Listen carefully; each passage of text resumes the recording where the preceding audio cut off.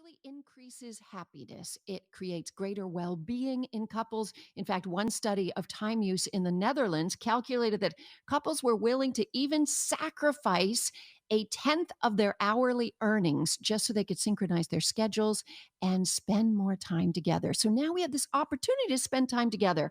And guess what the bulk of us have been doing? Childcare, that's understandable. Childcare, working, but the biggest change, watching more television. I'm serious.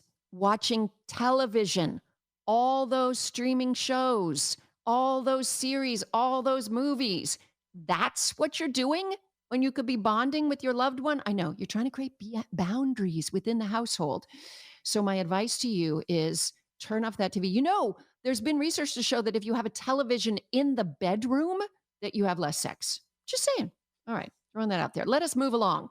I want to talk about, I get a lot of stuff on social media. And in fact, when I did my live stream on Wednesday, we talked about it a bit, about friend zone.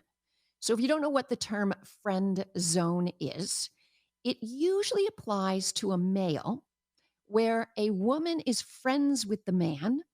They're very close. They may be emotionally intimate, like really good friends.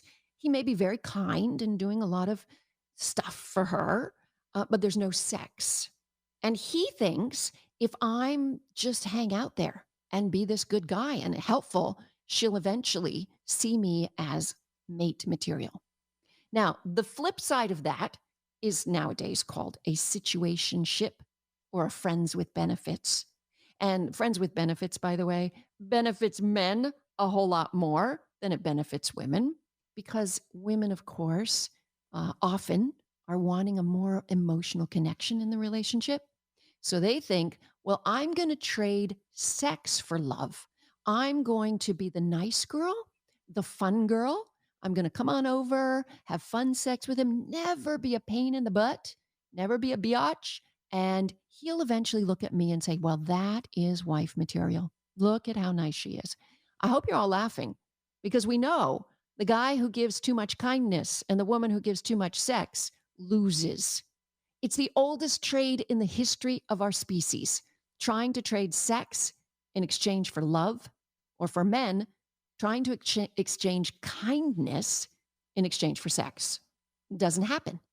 And so what happens is people will stay in these states of unknowing for really long periods of time because they want more and they don't know how to ask for more, because then they feel it'll be over. In other words, they're kind of satisfied by having even part of a person. And that has to do with their own attachment style and everything else. So the question I'm asked all the time is, how do I convert a friend zone to a romantic relationship? Or how do I convert a friends with benefits into some definition, like how can I make him my boyfriend? How do I bring it up? And the answer is you better comment on it and you better bring it up. And if they cannot give you that at that time, you better be ready to leave. You know, the best way for a guy to get out of the friend zone is to walk out of the friend zone. That doesn't mean walk into the relationship. It means walk out of the friend zone. So the next time she calls you and says, can you come pick me up at the my car's in the shop, and can you drive me to the airport, or would you mind trying to fix, there's a little leak under my sink. You have to say, oh, I wish I could, but I've got plans. Got to go. And she's going to go, where'd he go? What happened? He was so helpful. And maybe there's a chance she might see him as mate material when she thinks that other female mates are getting his kindness. A chance, but not a big one, but it's a chance. Women as well. The next time he says at 1 a.m, you still up? You want to come over? Do not respond. If you want a relationship with somebody, right? That's the way to do it. So how do you tell? Now, there's also lots of research to show that relationships that begin as a friendship are much more solid relationships. You know, it takes time to make an informed decision about how much of a good match this partner is for you. So sometimes it is from within these established friendships that we're able to really be in the best position to see if that person would be a good mate. There's been lots of research on relationships that begin with lust and relationships that begin with friendship.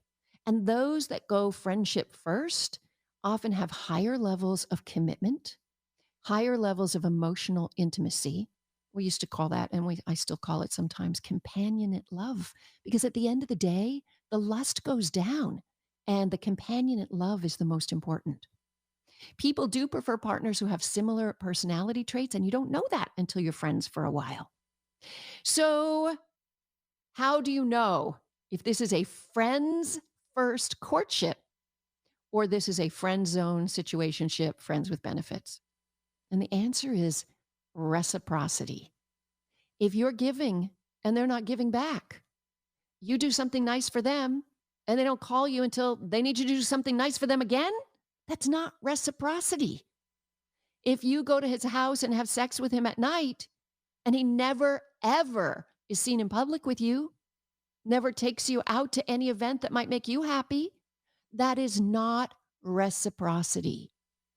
Reciprocity in investment in the relationship is how you tell. And I know it's hard to let it go, but if you're not being fulfilled, if you're feeling unhappy in this relationship, if you want definition, go find it with somebody who will give you definition, because you're probably not going to convert this one. Okay, I'm sorry. Bad news, right? When we come back, I have a doctor who wrote a book called Bond, and it's about your relationship with your doctor. I think during COVID, we care about our relationships with our doctors more than ever. How to have a great relationship with the person who's going to keep you alive for a long time.